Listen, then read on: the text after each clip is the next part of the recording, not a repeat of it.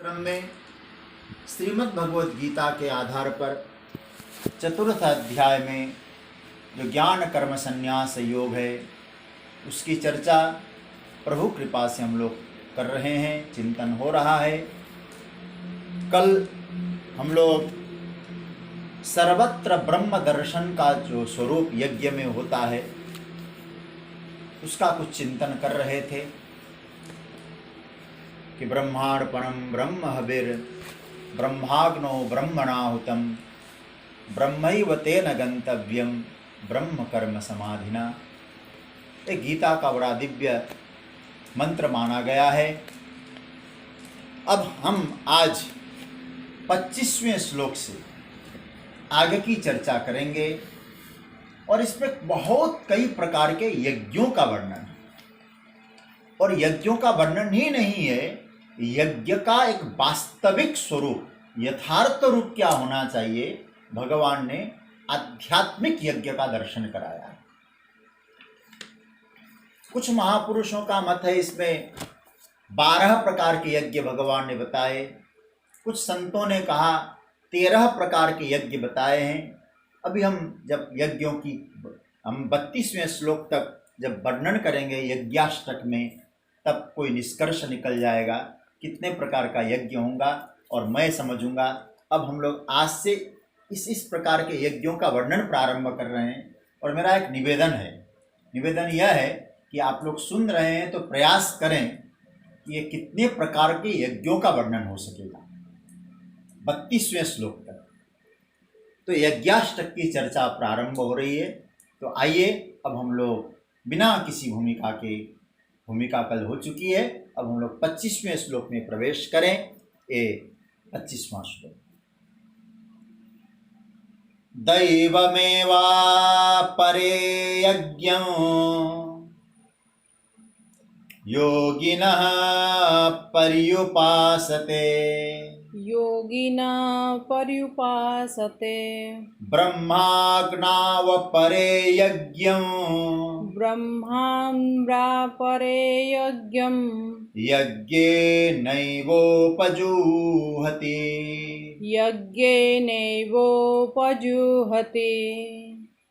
भगवान कह रहे हैं, यहां से प्रारंभ 25वें श्लोक से प्रारंभ होगा और जाके एवं बहुविधा यज्ञा वितता ब्रह्मणो मुखे, यहां तक 32वें श्लोक तक 8 श्लोक। तो अपरे योगिनः दैवं यज्ञम एव पर्युपासते अपरे ब्रह्माग्नौ यज्ञेन एव यज्ञम उपजुह्वति। भगवान कह रहे हैं सबसे पहले प्रकार के जो योगी जन है, जो यज्ञ करे, योग करे, वो योगी, जो योगी जन है वो दैव यज्ञ करते हैं, उसी से भगवान की उपासना करते हैं, पर्युपासक। अपरे मतलब दूसरे प्रकार के जो लोग हैं, और ब्रह्माग्नौ मतलब ब्रह्म रूपी अग्नि में यज्ञेन एव यज्ञ के द्वारा यज्ञम उपजुह्वति, यज्ञ का ही हवन करते हैं, यज्ञ को ही आहूत करते हैं। तो पहला जो यज्ञ यहां वर्णन आया उसका नाम है देव यज्ञ, दैव यज्ञ। दैव यज्ञ का अर्थ होता है जहां देवताओं का पूजन होता है, जहां दैवी वृत्तियों का आवाहन होता है। कुछ योगीजन देवताओं की उपासना करते हैं, इंद्र याग, प्रजापति याग, रुद्र याग, विष्णु यज्ञ। हालांकि अब इंद्र याग नहीं करता भगवान ने, इंद्र याग गिरिराज जी को धारण करके प्राय उसकी चर्चा अभी कम होती है। तो योगी जो यज्ञ करने वाले हैं, देव यज्ञ करते हैं, वो योगी। अब भगवान यहां योगियों की चर्चा आगे के श्लोक में चर्चा करें। 2 प्रकार के योगी होते हैं, एक कर्म योगी, एक हठ योगी। आगे हठ योगी स्पष्ट भगवान ने नाम तो नहीं लिया, हठ योगी भी कैसे यज्ञ की उपासना करते, ठाकुर की उपासना करते, गीता में उसकी भी चर्चा आपको मिल जाए। तो यहाँ कर्मयोगी कौन है? कर्मयोगी उसे कहते हैं जो शास्त्रोक्त विधि से अपनी कुशलता पूर्वक जो वर्णाश्रम धर्म के अनुसार प्राप्त कर्तव्य है उसको ठीक ढंग से करे, वो कर्मयोगी। शास्त्रोक्त कर्म कुशलता से करे। और जो हठ योगी होता है उनका यज्ञ आंतरिक चलता है, भीतर से चलता है, भीतर उनका रूपांतरण होता है। कर्मयोगी की बात संसार में दिखाई पड़ती है, हठ योगी का अभ्यास भीतर ही भीतर होता है। आगे की चर्चा देखेंगे उसमें। तो यहां भगवान कहते हैं कुछ योगी जन देव यज्ञ करते हैं, देवताओं का पूजन करना। देखिए सच्ची बात तो यह है, देव यज्ञ का बड़ा व्यापक अर्थ है। क्योंकि तीसरे अध्याय में भी भगवान ने कहा है कि देवताओं ने तुम्हारी उन्नति की है, तुम देवता की उन्नति करो। देवताओं के बिना हमारा जीवन यापन नहीं चल सकता। जैसे कहा जाए एक किसान, जैसे हमारा जीवन कैसे चलता है, अन्न से चलता है। अन्न से यदि हमारा जीवन चलता है, अब अन्न क्या है? अन्न का एक बीज है, वो भूमि में डाल दिया जाता है। तो हमारे यहाँ भूमि को देवता माना है, ये भूमि देव है। इसलिए हम लोग क्या करते हैं, कोई भी शुभ कर्म करते हैं, पहले भूमि पूजन करते हैं। हमने भूमि को देव माना है। और उसके बाद जो बीज डाल दिया गया, तो भूमि देवता में जो बीज डाला, और फिर क्या होगा, अब केवल भूमि देवता से नहीं, जल देवता का प्रवेश होता है। फिर भगवान सूर्य से प्रार्थना करता है, वहां सूर्य देवता की कृपा होती है। लेकिन वो अनाज के भीतर जो अमृत है वो कौन भरता है? बोले चंद्रमा भरते हैं। तो चंद्र देवता की कृपा है। ये सब देव यज्ञ हो रहा है। हमारे यहाँ पुराणों में जो यज्ञों का वर्णन है ना, गोमेध यज्ञ है। अब लोगों ने यज्ञ की संकल्पना नहीं समझी, तो गोमेध यज्ञ, गायों को मार के उनको, गायों को लेकर उनकी बलि चढ़ा दी जाती हो। ये प्रथा पुराणों में, वैदिक तंत्र में नहीं है। मैंने कुछ महापुरुषों के गीता पे आधारित कुछ चिंतन पढ़ा, उसमें गोमेध यज्ञ के विषय में, देव यज्ञ के विषय में कई रूप दिखाई पड़े। उसमें गोमेध यज्ञ का बताया, गायों को एकत्रित किया जाता था, अलग अलग नस्ल के भारतीय गायों को एकत्रित करके, इस गाय की भूमिका क्या है, एक गाय कितना दूध देती है, इस गाय का पालन पोषण कैसे होता है, ग्वाले आते थे वहाँ, फिर गायों का संवर्धन कैसे करें, उनका संरक्षण कैसे करें, इस पर चर्चा हुआ करती। फिर वहाँ एक यज्ञ का आयोजन होता है कि गाय के घी से फिर यज्ञ किया जाता है, देव यज्ञ। अश्वमेध यज्ञ, उसी तरह से युद्ध में विजय प्राणाव अश्वों को लिया जाता था, और बाद में अश्व कहाँ कहाँ के कैसे कैसे अश्व, हर प्रकार के यज्ञ का वर्णन।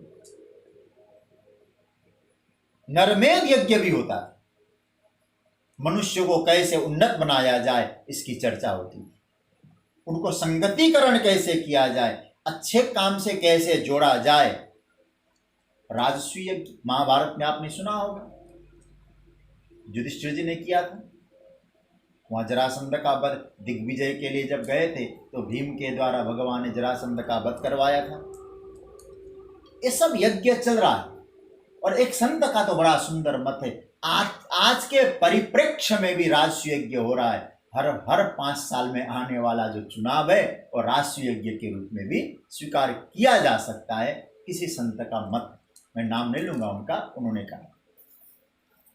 तो इसका मतलब यह है, देव यज्ञ को निष्काम कर्मयोग भी कहा जाता है। निष्काम कर्मयोग का मतलब है उन्होंने हमारे ऊपर उपकार किया है, हम भी करें। सूर्य को जल देना, चंद्रमा को वंदन करना, वायु को प्रदूषित होने से बचाना, ये सब देव यज्ञ है। भगवान कहते हैं ये भी करते हैं। लेकिन जो दूसरे लोग होते हैं, ब्रह्माग्नौ अपरे यज्ञेन यज्ञम उपजू। कुछ लोग ब्रह्माग्नि, ब्रह्म रूप अग्नि प्रकट है तो यज्ञ के माध्यम से यज्ञ को ही समर्पित करते हैं, यज्ञ को ही आहूत करते हैं।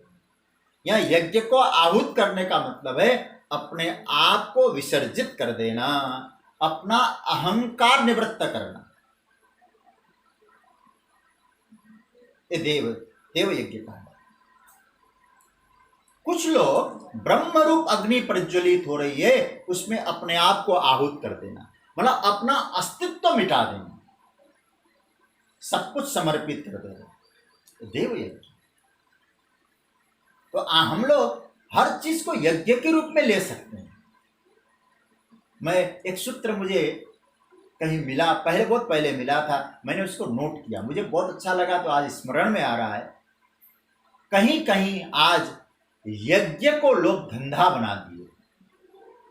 हमारे यहाँ यज्ञ हो रहा है, आप ऐसा चंदा दो, ये करो वो करो।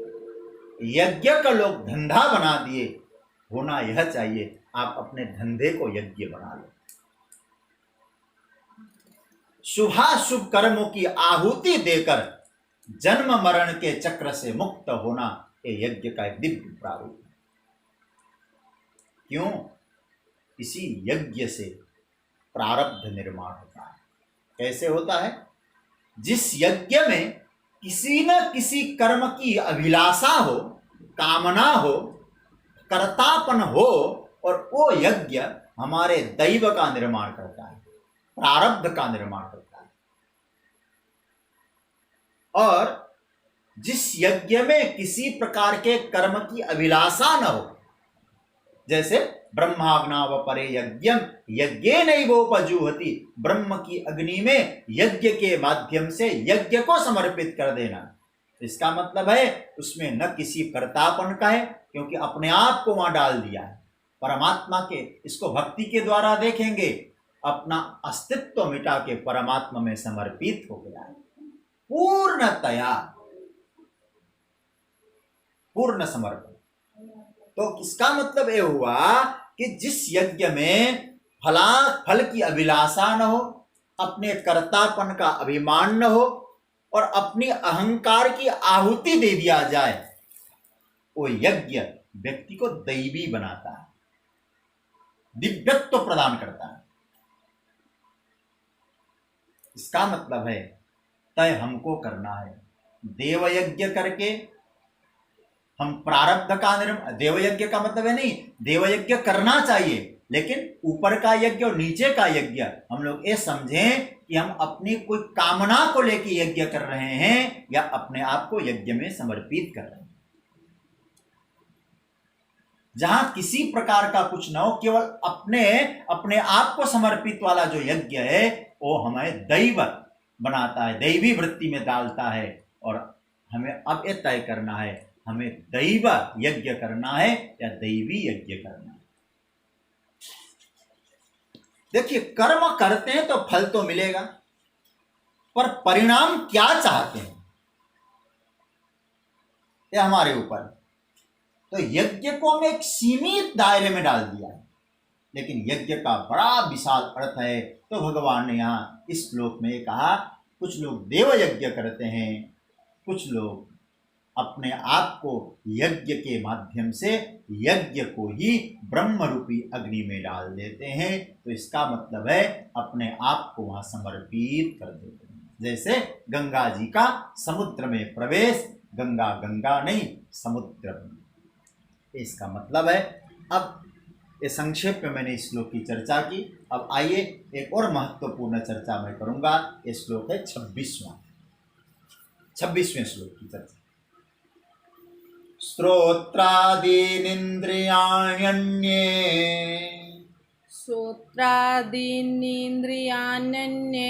संयमाग्निषु जुह्वति संयमानेऽग्निषु जुहते शब्दादीन् विषयानन्य शब्दादीन् विषयानन्य इन्द्रियाग्निषु जुहति।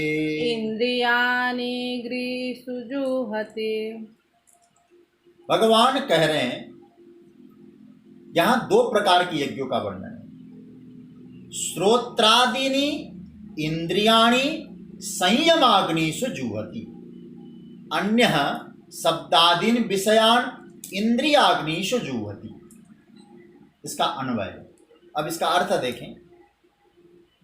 अन्य प्रकार के कुछ जन, कुछ लोग, योगी लोग, अन्य मतलब अन्य श्रोत्रादीनि, कान इत्यादि, कर्ण इत्यादि, कर्णादीनि मतलब ज्ञानेन्द्रियां, संयमाग्निषु संयम रूपी अग्नि में जूहती होम कर देते हैं, आहूत कर देते हैं। समझ रहे होंगे बात। कुछ योगी जन अपने ज्ञानेन्द्रियों को संयम रूपी अग्नि में हवन करते हैं। कुछ अन्य योगी जन शब्दादीन विषयान, शब्दादि विषय, शब्द इत्यादि विषय, उसकी चर्चा भी करूंगा, इंद्रिय रूपी अग्नि में आहूत कर देते हैं। इंद्रियाग्निषु जुहति। इसका अर्थ क्या हुआ? कुछ लोग अपनी स्तोत्रादि, कर्ण, नासिका इत्यादि जो इंद्रियां है और संयम रूपी अग्नि में होम करते हैं, और कुछ विषय रूपी सामग्रियां, विषय इत्यादि, वो कहां? इंद्रिय रूपी अग्नि में हवन करते हैं। सबसे पहला यहां सूत्र मिला, दो बातें, इंद्रिय रूपी यज्ञ, संयम रूपी यज्ञ हो गया, और इंद्रिय रूपी यज्ञ। संयम रूपी यज्ञ में इंद्रिय, ज्ञानेन्द्रियों को डालना, और इंद्रिय रूपी यज्ञ में विषयों को डालना। गीता का केवल अनुवाद समझेंगे तो समझना बड़ा कठिन हो जाएगा, इसलिए कुछ चिंतन हमको करना जरूरी है। संयमाग्नि में जो आहुति दिया जाता है वो संयम रूप यज्ञ है। इंद्रियों की स्वतंत्रता को जो नियंत्रित करना, इस यज्ञ का एक प्रकार है। अब हम जरा सोचें, एक है हमारी इंद्रियां, जैसे श्रोत्रादि।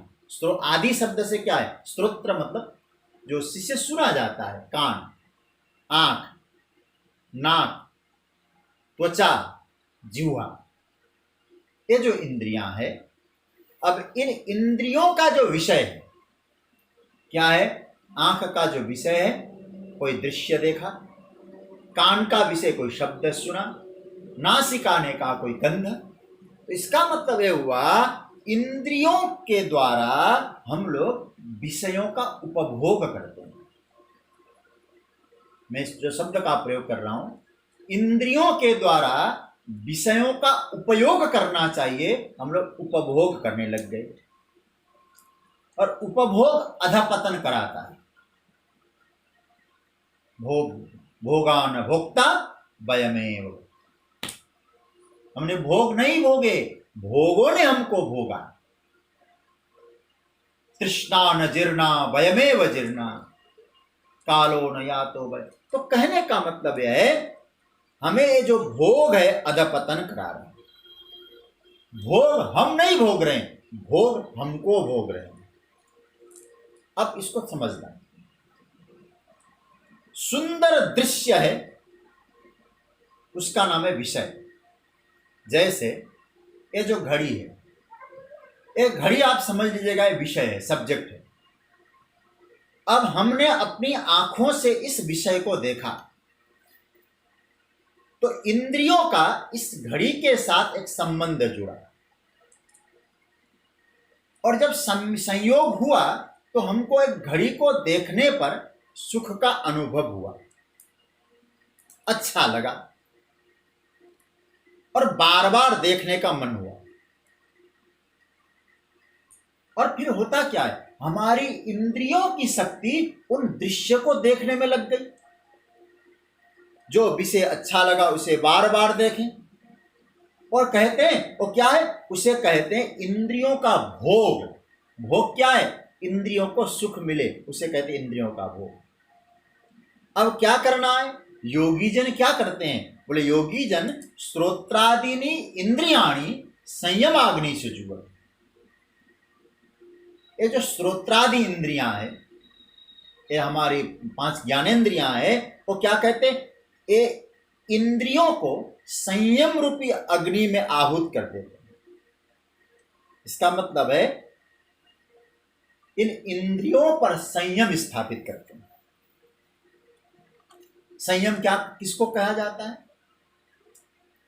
इंद्रियों को संयम रूपी अग्नि में डालना, संयम किसको कहा गया? अब इसको थोड़ा सा कुछ और संकेतों से समझने की कोशिश करें। अच्छा, इंद्रियां, हमारी जो इंद्रियां है वो बहिर्मुखी है, स्वभाव से ही बहिर्मुखी। क्यों? क्योंकि इंद्रियों का निर्माण ही बहिर्मुखता में हुआ है। हमारे यहाँ कठोपनिषद में, कठोपनिषद के 2 अध्याय का प्रथम बल्ली का ये प्रथम मंत्र है, और मुझे बहुत प्रिय लगता है मंत्र।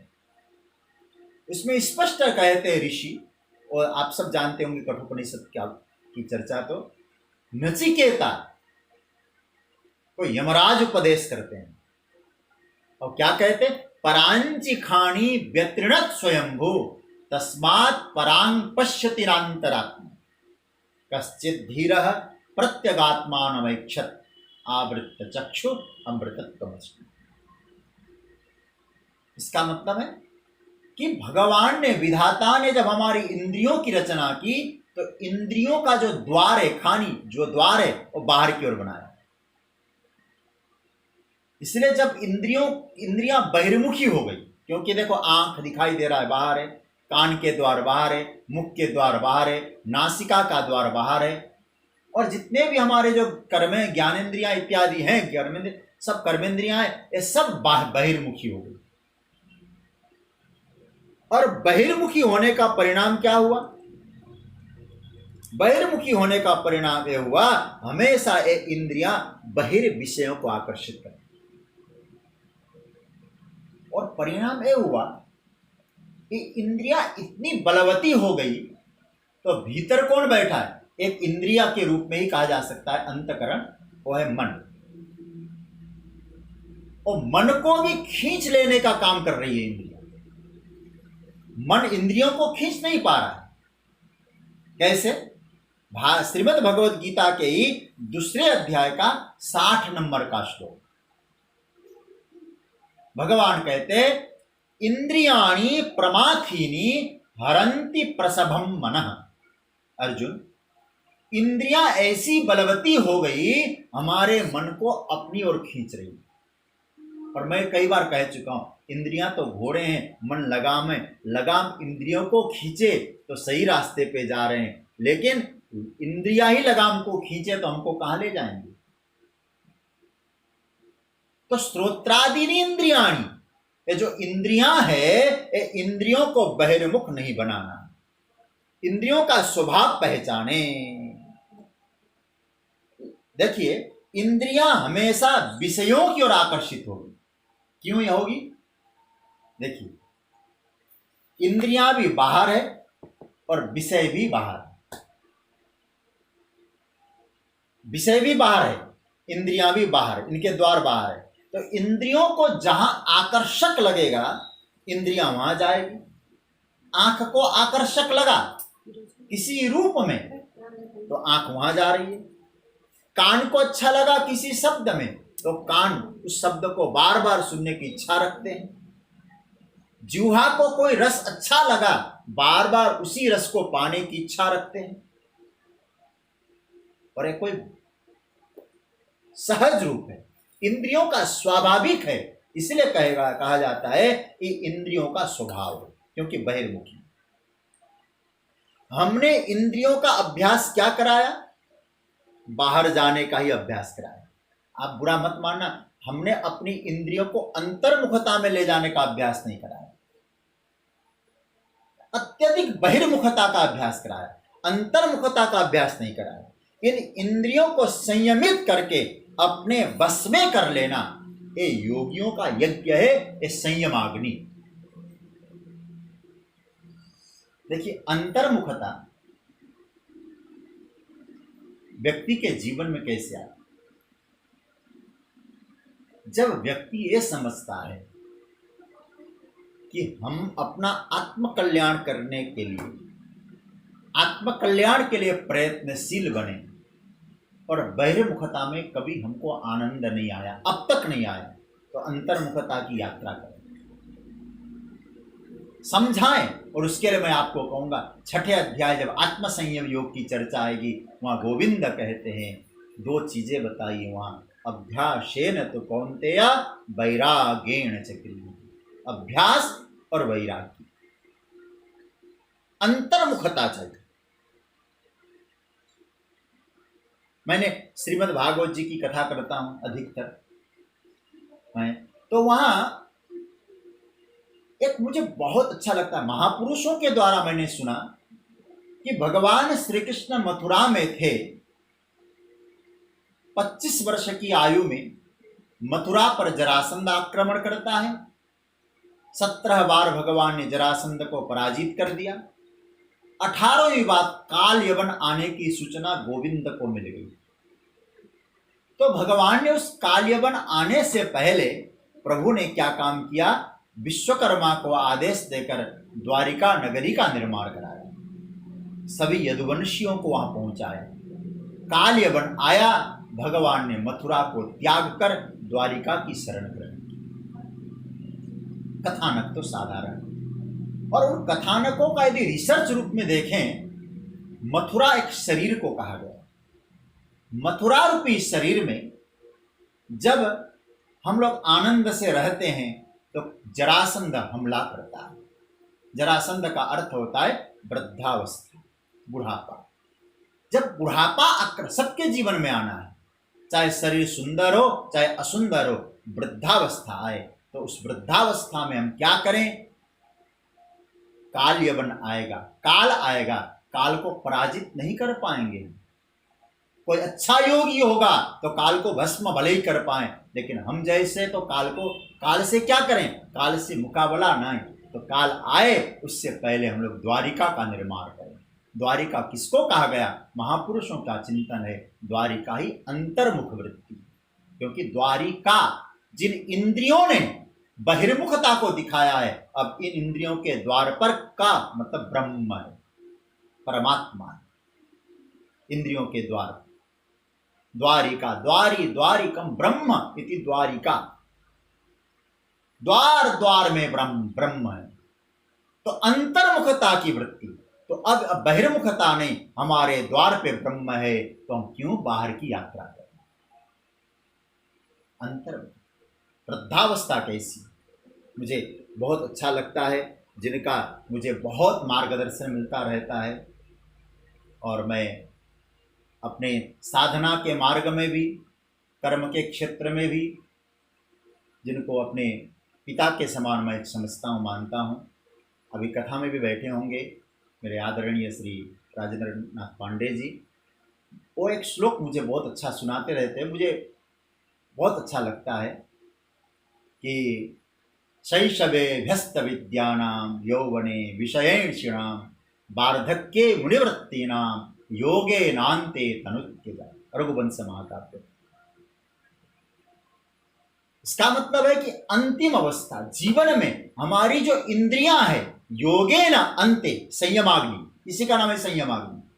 अपने इंद्रियों को कैसे उस संयम रूपी अग्नि में डाल सके, इंद्रियों पर संयम स्थापित कैसे कर सके, यहाँ योग एक यज्ञ है। इसका मतलब है बहिर्मुखी जो इंद्रियां है उसको अंतर्मुखता में ले जाकर हम संयम रूपी अग्नि में डालें, इंद्रियों को समझाएं, इंद्रियों के वेग को रोकें। इसका मतलब यह हुआ कि हम अपनी इंद्रियों को संयमित बनाएं। जब आंखों ने विषय को देखा, उन विषयों से आंख को हटाना। अब कुछ लोग, भगवान कहते हैं ये यज्ञ है, इसका नाम है संयम रूपी यज्ञ। मतलब कैसा, स्पष्ट आपको हो भी गया होगा। इंद्रियों को, इन सब श्रोत्रादीन इंद्रियाण्य, श्रोत्र इत्यादि जो इंद्रियां हैं, और संयम रूपी अग्नि में हम डालें, मतलब इंद्रियों को संयमित करें। दूसरा बात, और दूसरा यज्ञ, और दूसरा यज्ञ क्या है? कहते हैं, भगवान कह रहे हैं, अन्य शब्दादीन विषयान्य, शब्द इत्यादि जो विषय है और इंद्रिय रूपी यज्ञ कुंड में डालते हैं। एक साधारण आप अर्थ कर सकते हैं। इसका मतलब है, शब्द इंद्रियां है, आंख शब्द है, विषय है कोई वस्तु, तो हम देखने की इच्छा करें इंद्रियां, उसको ले जाके दिखा दें। जिह्वा ने कोई खाने की इच्छा करे तो जिह्वा के ऊपर डाल दें। इसलिए इसको संकेत में तो समझने की आवश्यकता है। भगवान कहना चाहते हैं, शब्दादि जो विषय हैं और इंद्रिय रूपी अग्नि में आहूत करें। हम सांसारिकों के लिए बहुत अच्छा यज्ञ है, और विषय को पवित्र बनाए। अब आपको एक बात बताऊं, संयम है यज्ञ कुंड, और श्रोत्रादि विषय क्या है? वो है सामग्री। और दूसरा इंद्रिय है यज्ञ कुंड, और इंद्रियों का विषय क्या है? सामग्री। तो हमने इंद्रियों को जो विषय देना है, तो विषयों को, उन सब्जेक्ट को पवित्र बना। अरे आप थोड़ा सा सोचिए, हमको यज्ञ करना है, आज यज्ञ करना है, हवन करना है, हमने सामग्रियों को एकत्रित किया। अच्छा, विचार करना, और इंद्रियों में जो सामग्रियां है, और सामग्रियों में कहीं कंकड़ न हो, पत्थर न हो, धूल इत्यादि न हो, उसको साफ करते हैं कि नहीं? जब हम विषय रूपी सामग्री इंद्रिय रूपी यज्ञ में डाल रहे हैं, तो क्या विषय पवित्र होने चाहिए कि नहीं? भगवान कहते, ओ पवित्र विषयों को इंद्रिय रूपी हवन कुंड में कुछ लोग, और हम सांसारिकों के लिए तो ये यज्ञ श्रेष्ठ है। तो सामग्रियों को परिष्कृत करें हवन करने के लिए, इंद्रिय रूपी यज्ञ में विषय रूपी जो आहुति देनी है, उस विषय को आप पवित्र बना लें। गलत विषय हमारी इंद्रियों में न जाए। और यह जो विषय है, यदि पवित्र नहीं है, तो इंद्रियों की यज्ञ कुंड में हम नहीं डालेंगे, ये निर्णय कर देना चाहिए।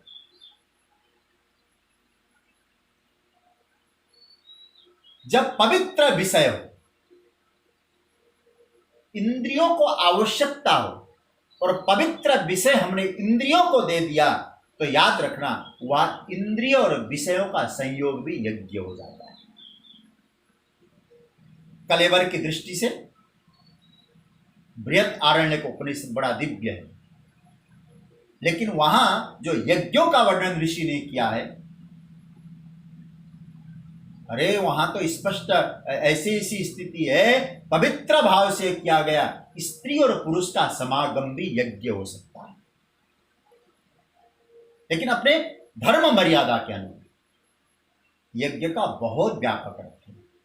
भगवान कहते हैं, तो इंद्रियों के अग्निकुंड में पवित्र सामग्री डालो।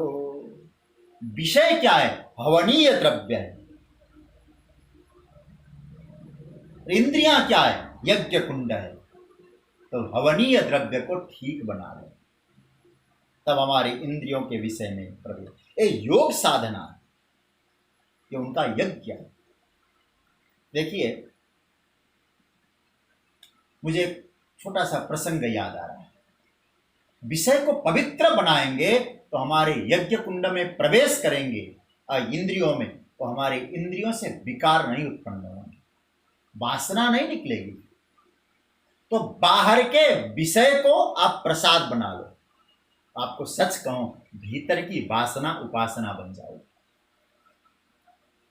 और आज हम लोग क्या कहने में लगे, आप लोग बुरा ना मानना, मन चंगा तो कठौती में गंगा।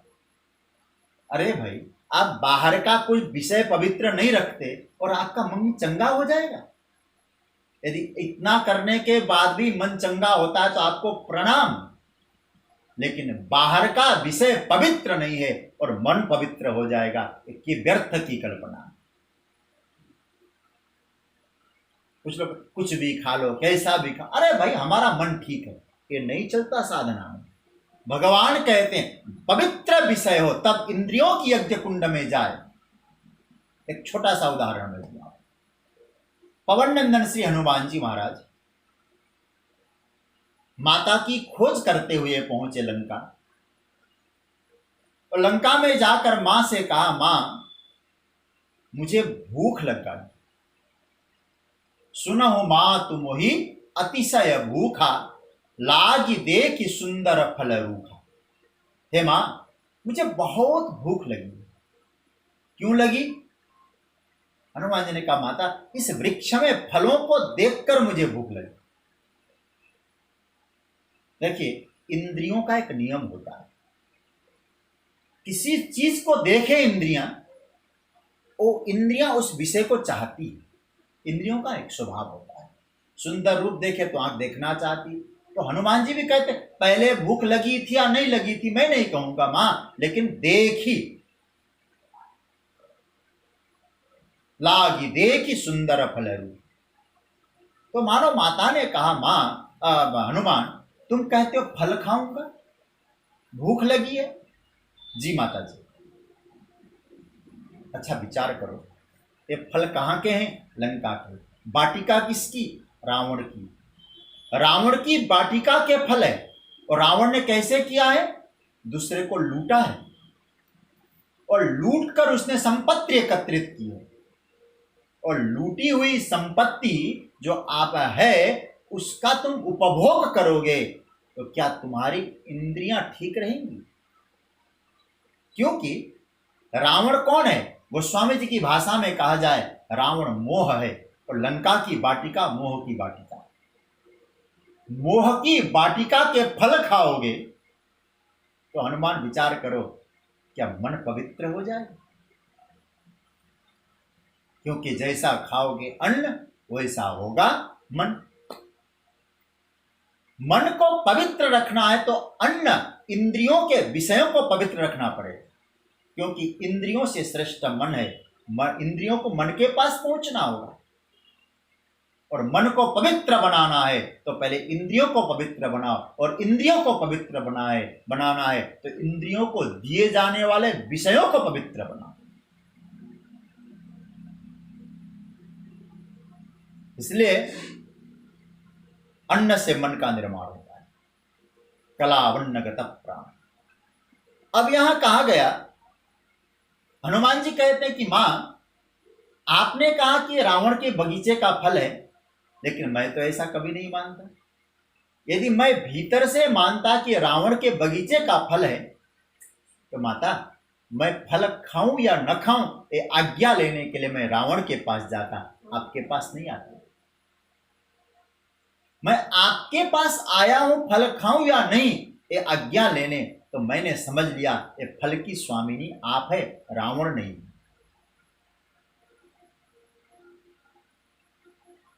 जानकी जी ने कहा, हनुमान कैसे तुमने समझा? हनुमान जी ने कहा, माता मैंने ऐसे समझा क्योंकि वृक्ष जो है, फल का जन्म कहां से हुआ? वृक्षों से, पेड़ से। अच्छा माता जी, जब वृक्षों का फल का जन्म पेड़ से हुआ है, वृक्षों से हुआ है, और वृक्षों का जन्म कहां से हुआ है? धरती से। आपने सही जवाब दिया माता, फल का जन्म वृक्ष से हुआ है, वृक्ष का जन्म धरती से हुआ है। अब माता जी मैं आपसे पूछूं, आपका जन्म कहां से हुआ? आप धरती की पुत्री हैं। तब मैं समझ लिया ये धरती की स्वामिनी आप है। उद्भव स्थिति संहारा कारिणीम क्लेशहारिणीम सर्वश्रेयस्करीम सीताम नतोहम राम बल्लभा। तो आप इस धरती की स्वामिनी होने के कारण फल की स्वामिनी भी आप है, वृक्ष की स्वामिनी भी आप है, तो मैं आपसे आज्ञा मांग रहा हूं, मां रावण का समझ के मैं पाऊंगा तो रावण के जितने भी पदार्थ हैं ना, ये सब विषय हैं, विषैले हैं। उनको खाऊंगा तो भीतर वासना प्रकट हो जाएगी, और माँ का, जगत जननी का, भगवती का प्रसाद समाज समझ के मैं पाऊंगा, तो बाहर का जो विषय है वो विषय भी नहीं रहेंगे, वो प्रसाद हो जाएंगे, और प्रसाद पाऊंगा भीतर से, मन से उपासना प्रकट हो जाएगी, वासना नहीं प्रकट होगी। आप सिद्धांत समझना, बाहर का जो विषय और भीतर की वासना, होता क्या है, विषय वासना को प्रकट कर दे। जैसे गाली है, किसने आपको दिया, ये बाहर का विषय है, और भीतर से आया वासना, गुस्सा, तो बाहर के विषय रूपी गाली ने भीतर की वासना को प्रकट कर दिया। और यदि वो विषय प्रसाद बन जाए तो हनुमान जी का दृष्टिकोण यह है कि हनुमान जी मानो ये कहना चाहते हैं कि बाहर का जो विषय है वो यदि प्रसाद बन जाएगा, भीतर से वासना नहीं उपासना प्रकट हो जाएगी। और जो उपासना प्रकट होते ही आपका जो विषय इतना पवित्र हो जाएगा, तो इंद्रिय रूपी अग्नि में डाल दो, विषय को पवित्र बना दो। इसलिए तो जब हनुमान जी का ऐसा दृष्टिकोण जानकी जी ने समझा, तो जानकी जी को कहना पड़ा, देखी बुद्धि बल निपुण कपि कहो जानकी जा। हे हनुमान, तुम्हारी बुद्धि को देख लिया, तुम्हारे बल को देख लिया, और तुम्हारी निपुणता को देख लिया, इसलिए जाओ, अब कोई चिंता नहीं। लेकिन याद रखना, रघुपति चरण हृदय धरी तात मधुर फल खाओ। भगवान के चरणों को हृदय में रखकर मधुर फल खाओ। जिस फल को खाने के लिए कह रही थी, ये रावण के बगीचे का है, अब मधुर कैसे हो गया? फल में मधुरता हो, ये नहीं, आपकी दृष्टि में मधुर हो गए। क्यों? क्योंकि आपने वो विषय नहीं, वो प्रसाद मान लिया। तो संसार का जो विषय है, प्रसाद बना लो उसको। इसका मतलब ये नहीं कि विषय, प्रसाद का मतलब हुआ पवित्रता। अब यहां यह समझने की आवश्यकता है, विषय में अच्छा और बुरा नहीं होता। विषय को जो देखने वाला होता है, उसकी दृष्टि में अच्छी या बुरी। विषयों को भोग का निमित्त बनाना है, या विषयों को भाव का निमित्त बनाना है। समझ रहे हैं ना मेरी बात? भोग का निमित्त न बनाए। श्रोत्रादीन विषयानन्य, उन विषयों को भोग नहीं, भाव बना लो। दृष्टिकोण क्या है हमारा? महत्वपूर्ण अपना दृष्टिकोण होता है। मुझे संत श्री स्वामी राम तीर्थ की बात याद आ रही। वस्तु कैसा है, आप आकलन कैसे कर रहे? अब आप सोचिए जरा, कैसे महान विभूति रहे राम। मुझे बड़ा आदर है उनके प्रति। जब मैंने अभी उनका कुछ दिन पहले उनकी जीवनी को पढ़ा, हालांकि पहले भी कुछ पढ़ा था, अभी कुछ विस्तार से पढ़ने को मिला, मैं इंटरनेट में पढ़ा, इतना मैं प्रभावित हुआ उनके जीवन से, और भीतर से मैं बड़ा उनके प्रति आदर रखता हूँ। 20वीं सदी के संत समाज के सिरमौर थे। ब्रिटिश जमाने में मैथमेटिक्स में एमए, वो भी गोल्ड मेडलिस्ट, ऐसे महान, लखनऊ के कॉलेज में प्रोफेसर, महान विभूति। बाद में एक जीवन का ऐसा कोई झोंका आ गया होगा, हिमालय की ओर चले गए, स्वामी राम बन के प्रकट हो जाते हैं। उनके विषय में घटना है, एक संस्मरण। एक बार लखनऊ में के बाजार से वो निकल रहे। मैं ये बताना चाहता हूं, विषय को देखने का दृष्टिकोण क्या होना चाहिए। यात्रा कर रहे थे, जाते जाते थोड़ा जिस गली में पहले आगे मुड़ जाना चाहिए था, उससे पहली वाली गली से वो निकल गए।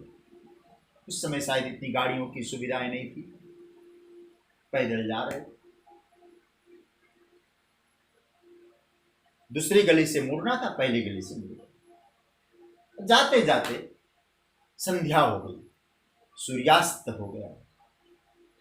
बाजारों में दुकान बढ़ाने लगे, लाइट बंद होने लगी।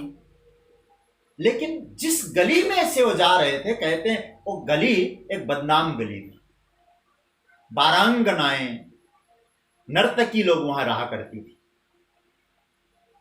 कहते हैं कि वो उस गली में चलते हुए राम तीर्थ को देखा लोगों ने, तो लोग आश्चर्यचकित होने लगे, अरे स्वामी राम तीर्थ इस गली से, अपनी मस्ती में जा रहे थे। दिया जला था, चारों तरफ जगमगा रहा था लाइट, क्योंकि रात्रि के समय कुछ इस प्रकार के पुरुष वहां जाते थे और बारांगनाएं, नर्तकी लोग सज धज के संसार का सुख देने के लिए कुछ झरोखे में, बालकनी में बैठकर श्रृंगार करके बैठी हुई। कोई आए, उन्हें संसार का सुख दें, हमें वो धन दे। जा रहे थे, एक बड़ा दिव्य महल जैसा था। उस महल में एक बड़ी सुंदर स्त्री सज धज के, सुंदर श्रृंगार करके ग्राहक का इंतजार करने लगी। स्वामी राम तीर्थ ने उसको देखा।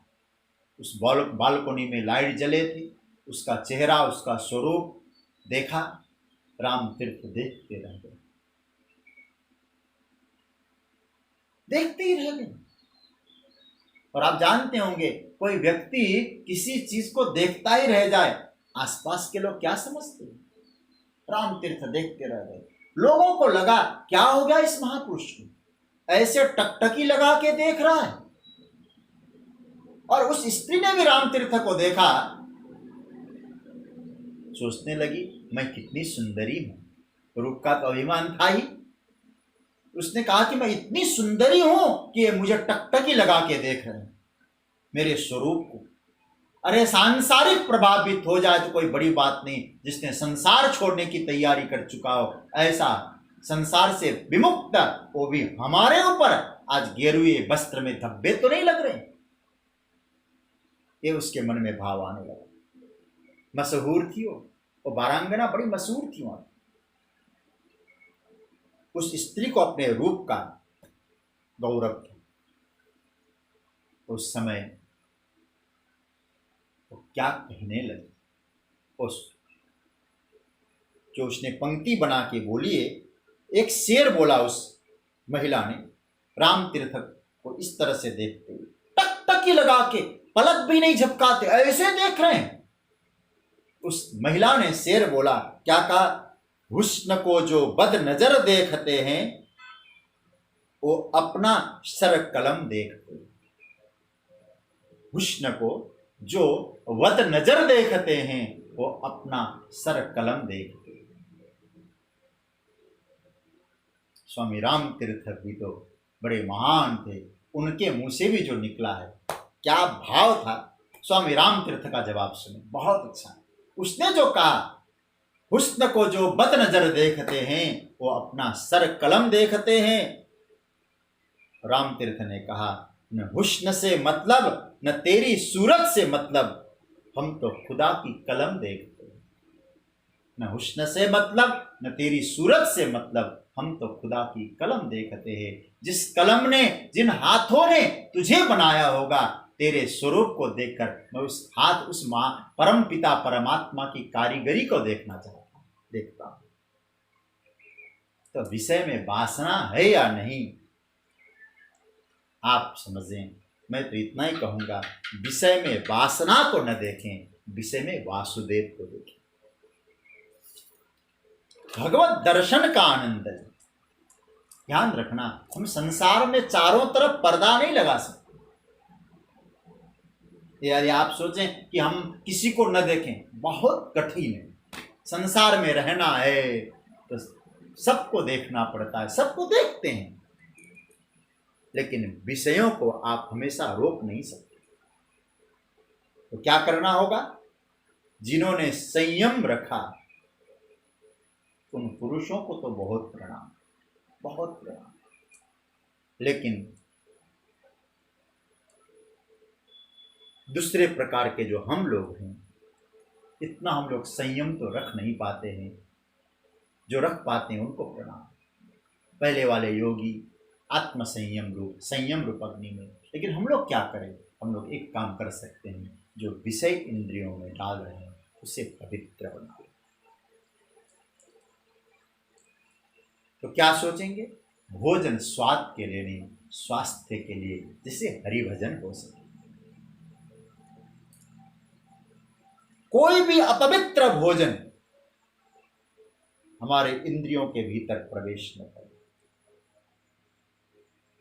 इंद्रिय अग्निकुंड, याद रखना। भाष्यकार कहते हैं, पहले वाला यज्ञ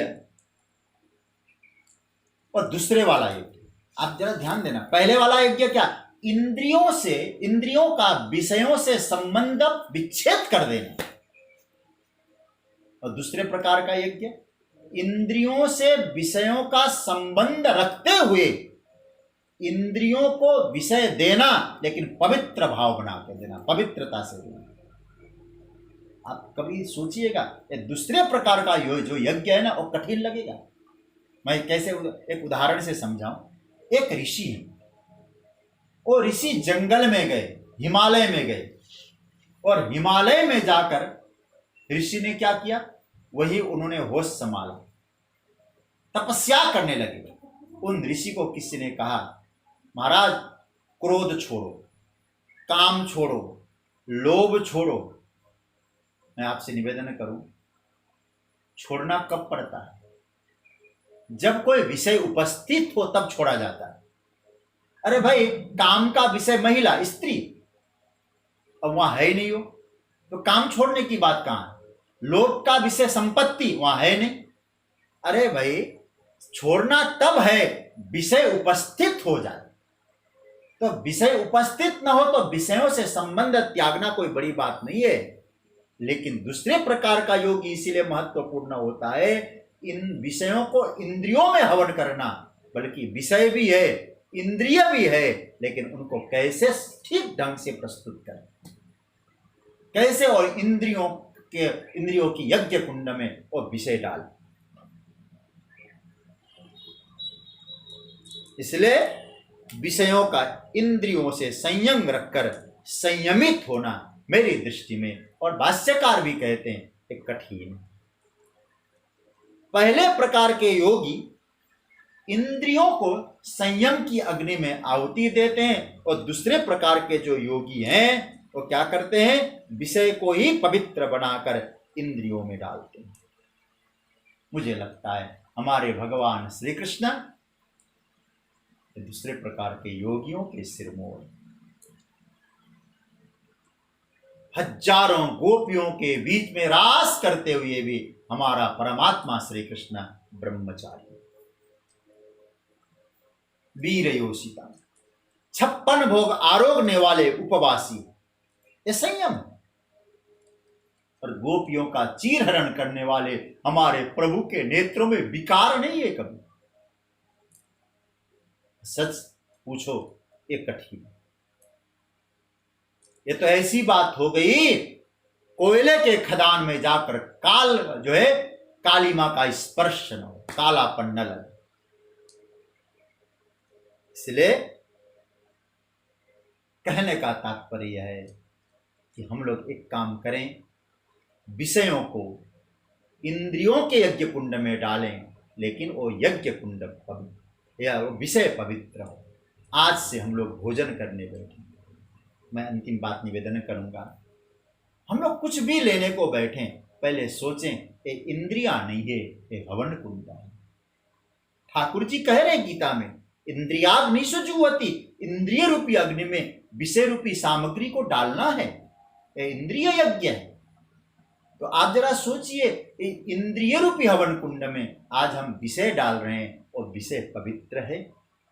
कान से हम सुन रहे हैं तो कान में जो विषय जा रहा है वो पवित्र है, क्योंकि भीतर वो परमात्मा बैठा है। वासुदेव सर्वमिति हृदय से अर्जुन तिष्ठति, भीतर वो परमात्मा बैठकर देख रहा है इंद्रियों से कैसा विषय डाला जा रहा है।